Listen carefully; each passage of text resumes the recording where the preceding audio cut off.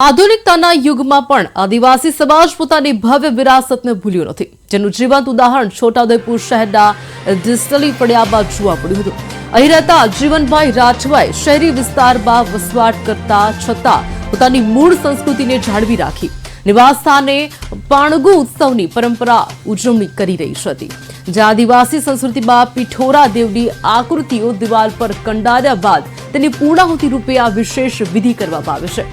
બધી રાત્રિએ ઢોલના તાલે અને પરંપરાગત ગીતો સાથે પૂર્વજો તથા પ્રકૃતિની પૂજા કરવામાં આવી હતી।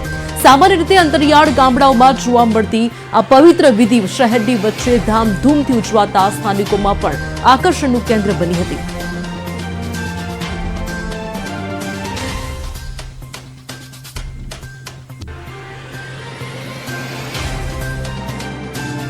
જે પાણગા ઉજવાય છે તેમાં ગામના પાણગા ઉજવાતા હોય અને ઘરના પાણગા ઉજવાતા હોય તો રાઠવા કમ્યુનિટી હોય કે બીજી આદિવાસી કમ્યુનિટી હોય, જે ટાઉનમાં રહે કે ગામમાં રહે, પોતાનો રીતિ રિવાજ ભૂલતા નહીં।